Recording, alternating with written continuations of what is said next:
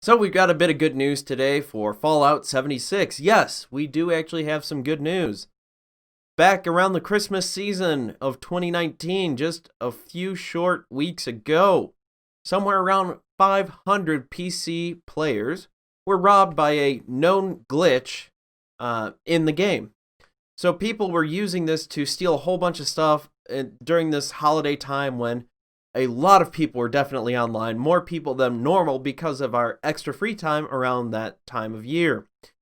Now, it was reported on the Fallout 76 subreddit that many users were getting their stuff back.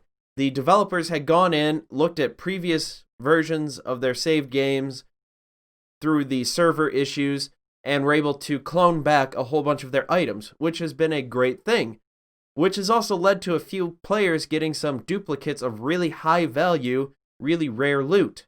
So it's pretty interesting to see that they're going to do that. Now, it would not surprise me at all if in this case, they would actually look at that and go, hey, you duped something. You got a ban now. And then clear out their inventory. I would not be shocked if somehow that happens in the future, and then we start hearing stories about players being banned for duping items, even though it was the admins who duped it for them because of the glitch that was out there that they had known about for a long time and had all their inventory stuff stolen. One user wrote that Bethesda sent me an email today not only saying I'd be getting back 100% of my lost items, I would also be receiving 8,250 atoms. This is way above and beyond what I expected. Good on you, Bethesda. So they are trying to do right. And as I've said before, they did not go out intending to make a flop. I think, honestly, Bethesda and the Fallout people got caught up trying to make this games as a service, trying to please investors, trying to make some money.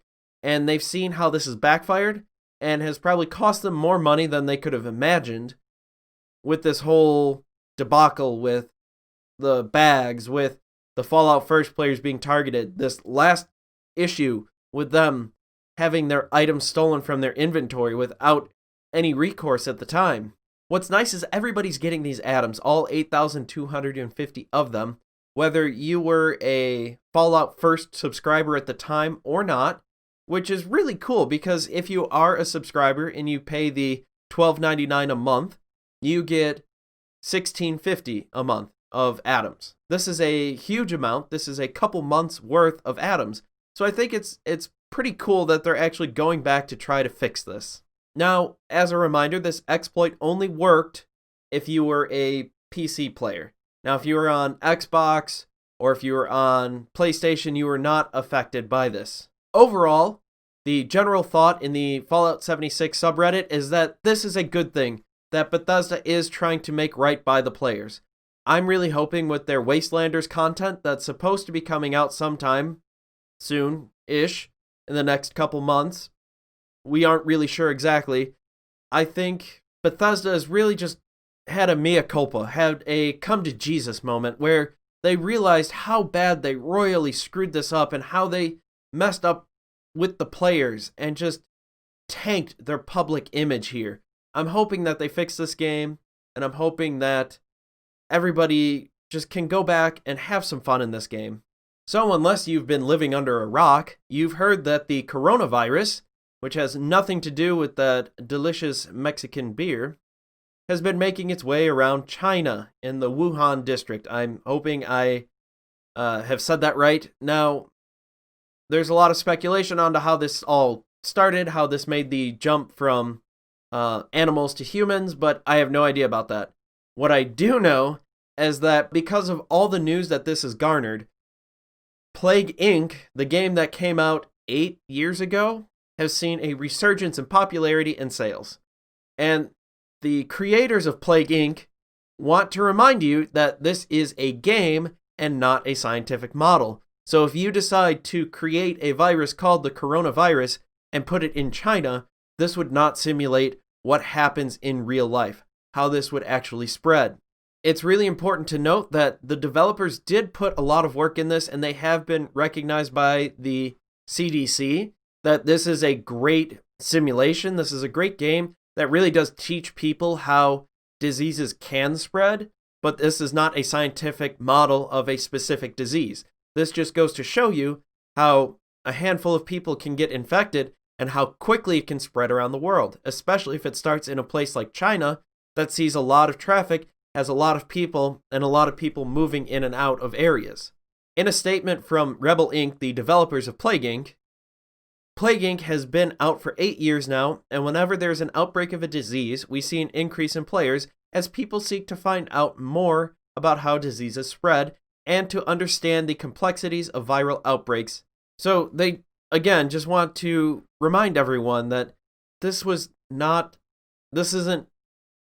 gospel. You should not take what happens in Plague Inc. as what's going to exactly happen in real life right now. There are plenty of actions being taken already by China. They're closing off areas, they're trying to quarantine people, they're really trying to get a hold on to this. At the time of recording, there have been 3 confirmed cases in the United States. They've been identified, they've been quarantined, and they are currently receiving treatment. Now, we don't have to freak out too much. As a reminder, it's always a good idea. Cover your mouth when you sneeze or cough. Use your elbow, You can dab if you want, if that's what you're going to call it, if that's what the kids are calling it these days. But it's important to know that you should try to minimize, sneezing into your hands. If you do, get some hand sanitizer, wash your hands, practice good hygiene. It's always a good idea. Whether or not there is a potential outbreak of a disease or not, it's always a good idea. Wash your hands, take these basic precautions. In other news today, 5 years after releasing, PS4 players can access the Arkham Knight Earth 2 skin. It's been a little while, 5 years. They've really let this one sit and cook because you don't want to rush greatness. And I'm sure this is the absolutely most amazing skin ever to skin a game ever. Because holy crap, 5 years in delays from when you bought Arkham Knight on PlayStation 4. PlayStation 5 is almost here. PlayStation 5 was maybe in the concept phase 5 years ago. Rocksteady didn't have a great answer as to why this has taken so long to release. And another good question here is, since it's been out for so long, why is it still exclusive to PlayStation? This DLC was originally created and exclusive for PlayStation 4. If you got a special code from attending E3 during that year, that long ago, or a special Arkham Knight comic. I think this is a cool idea where you get to play as the Thomas Wayne version of Batman because Bruce was killed, and that whole storyline on Earth 2, really good stuff. I recommend those comics. There aren't really any comics that I don't recommend that I've read. I think it's really crazy that it's taken this long to get it out there and now it's still exclusive.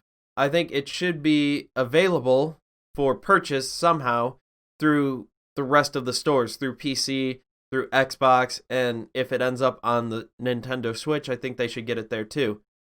It would have been cool to have this originally done way back when, 5 years ago, in 2015-ish, but you know what? Hey, I'm glad that they've kept to it and that it's finally here.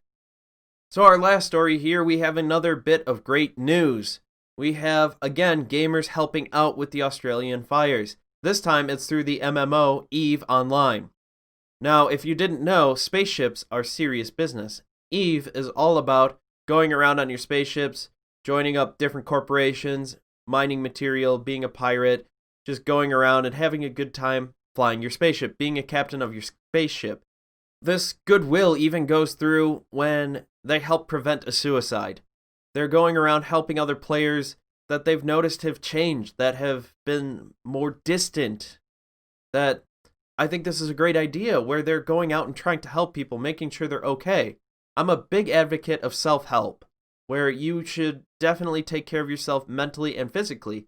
Sometimes you do need a little help. Sometimes you might not realize that you've incrementally gone down a darker and darker pathway, and it's good to have friends out there to help you out. So I think this, even though people are going, oh, it's just a video game, they've helped out people. Now, in this story, they're raising money for the Australian bushfire. They've managed to raise with one person to buy a unique spaceship, has spent $40,000 US. So every now and then, the developer CCP does this plex-for-good, where you should donate your extra in-game cash that will be converted to real-world cash and donated to some worthy cause.